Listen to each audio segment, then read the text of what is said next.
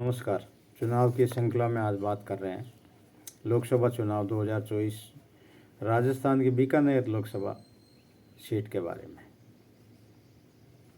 यहाँ पहले फेज में वोटिंग होनी है राजस्थान की 12 सीटों की।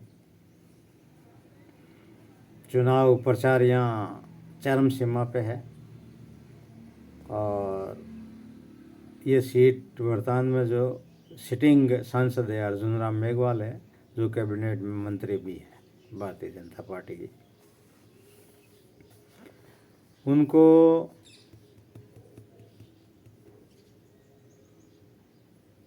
दो 2019 में 2,64,000 मतों से इन्होंने जीत दर्ज की थी।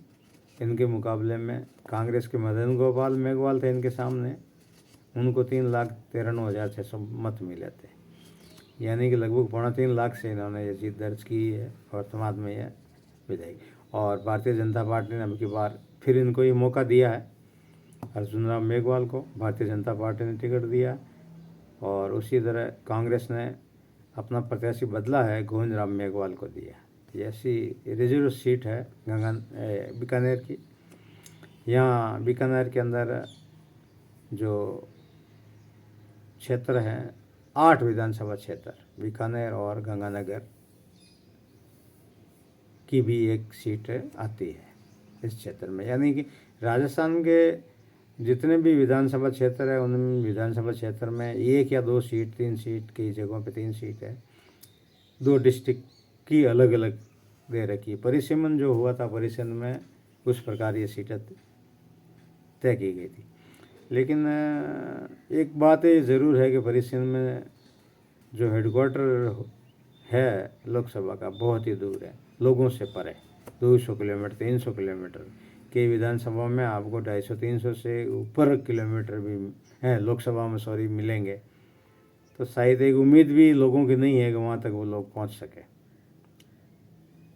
एक व्यक्ति विधानसभा क्षेत्र में अपने पहुँचने में बहुत आम आदमी मुश्किलात महसूस करता है, और क्या गारंटी वो गए वहाँ जाएगा और वो कोई वहाँ उनको मिलेगा, क्योंकि वो तो अधिकतर कभी ऐसा सुना ही नहीं कि इनका ऑफिस खुला हुआ है सांसद का। तो आप वहाँ जाके अपना एक व्यक्ति को बिठावे और अपना जो है समस्या वो उनको बता सके या उस लिखित में दे सके। तो बात करते हैं बीकानेर के 8 है।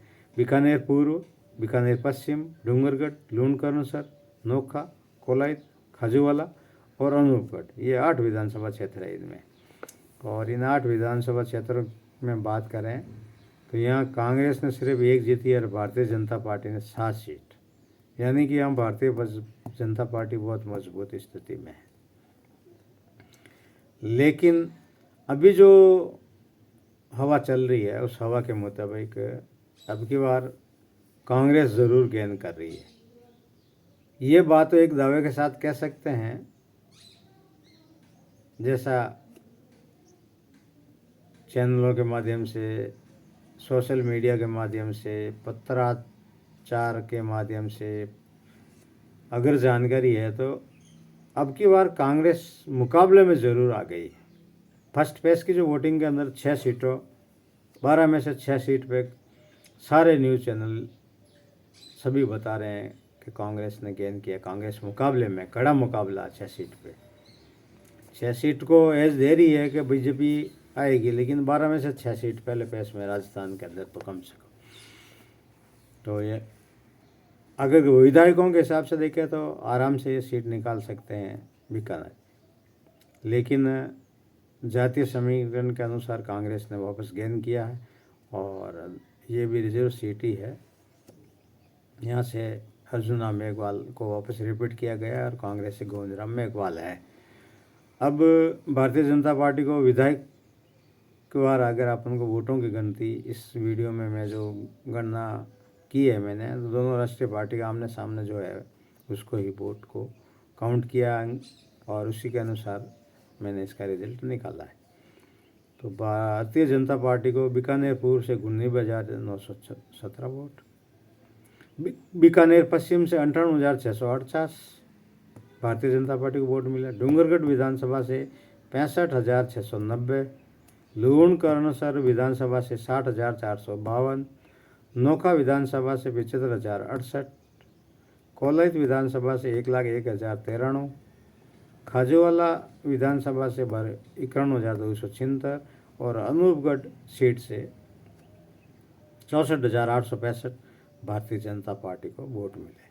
तो ये तो भारतीय जनता पार्टी के वोट 8 विधानसभा के। अब बात करते हैं कांग्रेस की। कांग्रेस को 17,614 बीकानेर पूर्व विधानसभा से, बीकानेर पश्चिम विधानसभा से 78,454, डूंगरगढ़ विधानसभा से 57,565, लूणकरणसर विधानसभा से 51,583, नोखा से 83,215, कोलाइत विधानसभा से 68,160, खाजूवाला विधानसभा से 73,902, अनूपगढ़ विधानसभा से 1,02,746 मत कांग्रेस को मिले, ये 8 विधानसभा में। और इन 8 विधानसभाओं की अगर काउंटिंग के अनुसार अगर बात करें तो बीजेपी को 6,47,809 वोट मिले हैं और कांग्रेस को 5,66,239।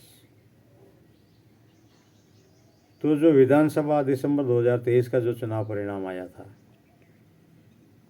उस परिणाम के अनुसार सिर्फ दोनों पार्टियों के वोटों की अगर बात करते हैं